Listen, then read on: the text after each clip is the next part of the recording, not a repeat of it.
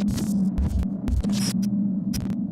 everyone, we are now in Kiev listening to the shellings, but despite of the danger of ballistic missiles and other acts of aggression, here we're continuing to work and we're starting our new, let us say, series, the Wartime Diaries, video diaries, with union and community leaders. And as far as you know, before the war, one of our main focuses of labor initiatives in Ukraine was the support of platform work, delivery couriers, taxi drivers, and so on. And today, in our, let us say, studio here under the map of Ukraine in Kyiv Oblast, we welcome in Comrade Gromov.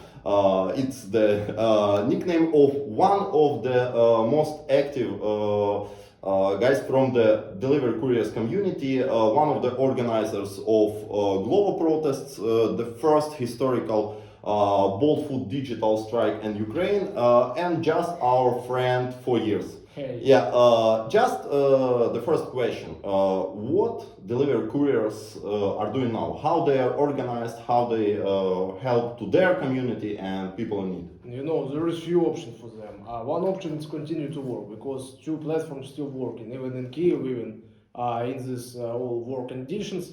It's Glovo and it's Bolt Food. But another condition, and there was third service of deliveries that just scammed and finish the work without paying salary, without paying wage for last week for their couriers. So everything like in pre-war times, platforms didn't pay, like, and so on. Yeah. yeah. Still these problems, and but couriers have ability to work now, but there is very lack of deliveries, lack of orders for them, and it's not really big money. But I was surprised by actions of company Glovo. It helped to our couriers just raised salaries in 3 times. That guys who need money could work at the first weeks of war and earn really good money for this, for the risk. And now they have this money for. It's like financial pillow, like financial. They have this financial bill for the war and for helping their relatives or friends. And another option, the platforms organized Solidarity platform. It's a volunteering organization that help people in need, especially for delivery pharmacy and different pills from the pharmacies. Because a lot of people, especially elder, they can just go to the nearest pharmacies because now it's a huge deficit of medicine in Kyiv, in city. A lot of pharmacies just closed. And these couriers are helping to buy some rare meds for helping people who need this. But it was organized by the platforms or by the couriers themselves? It was organized by the platform, but it's purely volunteering organizations. Couriers have not any earning. So they provide them their software and kind of, let us say, platform for this. Not even software, it's just Telegram channel with publication of these orders. So people in offices from some platforms are just getting the orders from people who need food, who need maybe pharmacies and another kind of stuff. And they post it in this Telegram channel. And couriers can contact with them and help to deliver this stuff that people need now. No, it's very unusual. They share their, let us say, contact list to do like good things, but not just only earning profits. What are you doing now? Like how, as far as I know, you're volunteering also for other organizations, and also it's connected to your like main occupation as a courier. Yeah, I'm volunteering not only for Solidarity platform, also for another 2 organizations, volunteering organizations. It's Operation Solidarity and it's Team A. So we are helping people in need. I help with deliveries of some kind of this stuff for the capital city, for the Kyiv, to people on their addresses. It's like food, it's pharmacy, it's another like little things that very useful in these conditions, because during the war a lot of groceries, a lot of stores are just not working. I just bought scotch on the 3rd week of war. because there was huge deficit of this. Scotch, you mean not Scottish whiskey? Yes. No. Whiskey is banned. It's not dry law in the Ukraine. So we're helping with such kind of small maybe products, but very useful and for different like people, especially for people in need. Also with Team A, we're helping to people from elderly houses. We're helping to people from hospitals and another organization to feed them. We are receiving the orders for feeding 50 or more people and helping them with their dinners, with their afternoons or breakfasts. What are your ordinary, let us say, working voluntary day during the wartime in Kiev looks like? How many hours you work? How many hours you sleep, if you sleep at all? Yeah, I sleep if bombs not. It's not if bombs not irritating by sleep. But my working day is not regulated. It's just every day is different because sometimes I help with delivery some products. For example, today I wanted to go for a blender to deliver it to the elderly house because elders it's on the Vinogradar district, the closest district of Kiev to the war zone in the outskirts of Kiev, and these people they just don't walk and they can't move there from there. And also a lot of them just can't eat food without like making it into smash, Melted. without melted into smash. They need blenders. So it's one of examples what I do. I go into the city, deliver such kind of stuff from one place to another.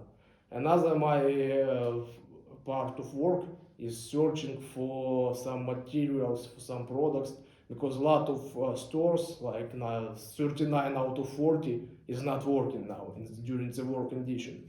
And I help them because I'm a motorcycle courier, and nowadays in the war, in the priority are trucks and cars, because my backpack can pick more than 10 kilos.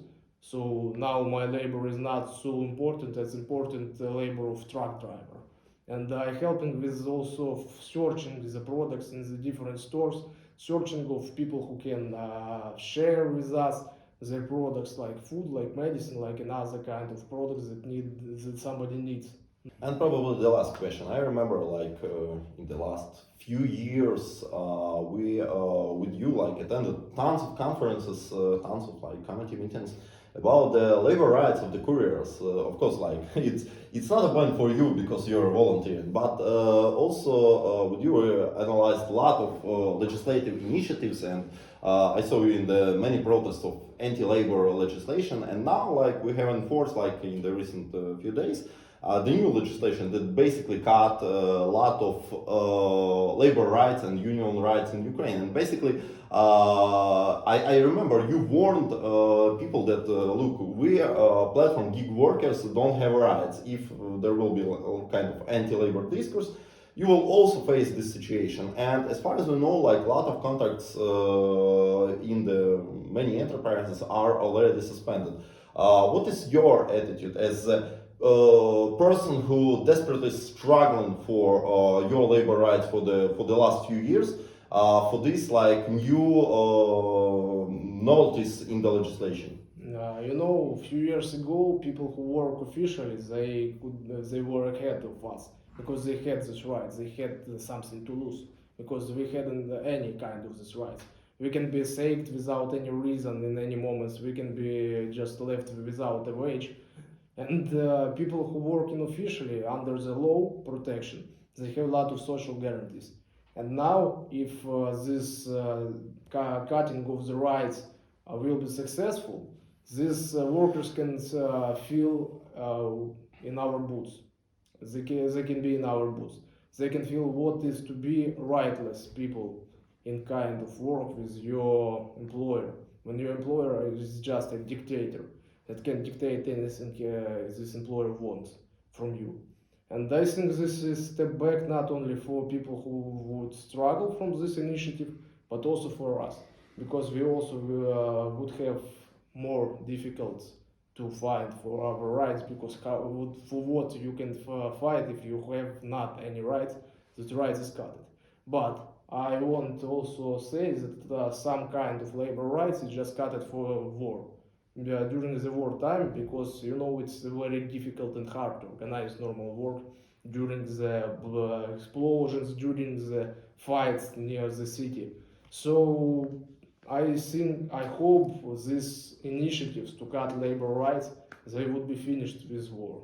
Yeah, this new law it aims to regulate the labor relationships during the wartime, but we have no doubts that some of the initiatives will appear after the war. But you're one of the watchdogs of the labor rights in Ukraine. We very appreciate your work in this field, so we will track this. Also, I also put one commentary. Yeah. You know, this is how democracy works, because one anti-labor initiative have the resistance of another kind of people who were fighting for the labor rights. And now Ukraine is trying to defend its democracy, to ability for us to have instruments of fighting for our rights, for our interests. So this is, I think, how democracy is worked. It always would be some people who won't cut somebody's another rights, who won't grab money from your pocket. But also you have your instruments of protection now, like labor unions, like protests, like strikes, and you have ability for this. It's not prohibited. You can try to earn better future, and it's this opportunity for better future is the most important now for Ukraine. I think you just made a kind of blueprint for our plans after our victory. So guys, you listen to the real grassroots and community leader, Comrade Gromov, who shared his story on how platform gig workers are operating now in Kyiv. Thank you, Comrade, and thank you for invitation. Yeah, subscribe for us, and we will release new episode soon. See you. Slava Ukraini! Stay safe, stay strong.